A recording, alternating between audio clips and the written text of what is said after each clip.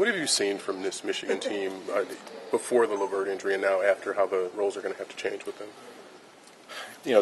They're young in spots, and they're a good passing team, not a great passing team. They're a good shooting team, not a great shooting team. And they haven't had consistency inside, so it's been difficult for them to get scoring in the paint, whether it's throwing it into the post or driving the ball. However you get it to, I think you have to put pressure on the rim, and especially for a team like Michigan that shoots a lot of threes, you have to balance that with getting to the rim. And they've done it in the past with backdoor cuts, but also with guys that can drive and guys that can, they can get into the post. And that's not happening as consistently now, so their results haven't been quite as good. But they're going to be very good. Now, the question's when. You want to be good Saturday night. But John Beilein's record has been his teams get better, his players get better, and I have no doubt they'll get better. But you don't lose. No team loses their leading scorer, rebounder, assist, and steal guy and get better right away. It's gonna be difficult, but it's an opportunity for other players, and it's also for some guys. Honestly, the light has never been greener when somebody gets hurt because they can't take you out. So there's nothing to worry about. You can just play. What's the best long-term thing that maybe Michigan can get after having to play without LeVert, and then maybe if he comes back next year or regardless, what's the biggest area of growth they can? Just the experience that you get of different guys having to step forward and play, and somebody's going to play a lot more than they would have otherwise. Period. That's just the way. It's logic dictates that. So you can get a lot better. Guys can get a lot better, more confident. And oftentimes when there's an injury and the injured player comes back, he's coming back to a better team than he left.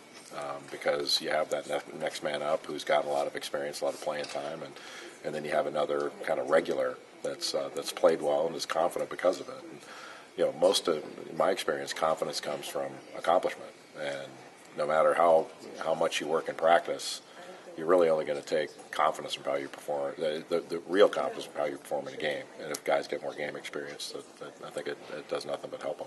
Jay, speaking of experience, how much is Wisconsin's experience this year? They have a lot of veterans. How much does that help them, you think? A lot. To have that many seniors and guys, and they're guys that have had Final Four experience. Mm-hmm. So they've won at the highest level, and they've served kind of an apprenticeship in a way, and they haven't skipped any steps.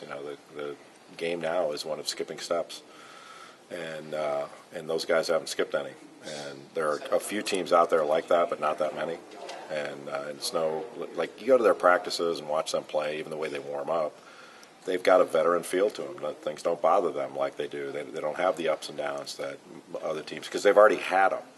They've already been punched. They've already fallen down, had to get up. And for a lot of teams, this is the first time they're going through it. This is not the first time they've gone on the road. This is not the first time they've hit kind of the January into February dog days. They know how to deal with that. For a lot of players in college basketball, this is the first time they're doing it, and you're getting different results as a result of that. But that experience is a big deal, and they've got it. And teams that have talent and experience are going to be way better than teams that just have one or the other. You've seen teams lose their best player. It doesn't happen that often, but like Michigan lost LeVert here. Ceiling-wise, do you think the tournament is still a possibility? Sure. Yeah. They're 5-2, so there's no reason why they can't make it. But signature win yet, though. Well, right? but still, okay. They've won games. So I'd rather lose my best player at 5-2 than 2-5, mm-hmm. and say, well, we played a tough schedule. We're still 2-5. Right. So, is it possible for them to do well? Absolutely. But they're not going to be as good without them. You don't lose a player that good and you're as good. I don't think that's possible.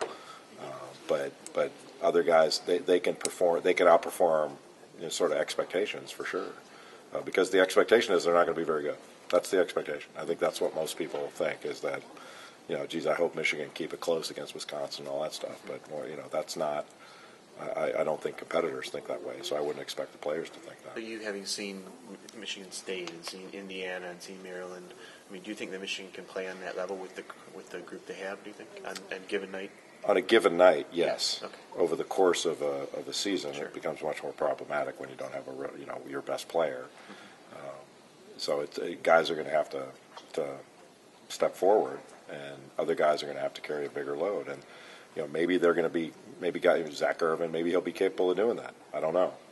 I don't know that John knows. I don't know that anybody knows. You're going to have to wait. think you have to wait and see. It's a lot different.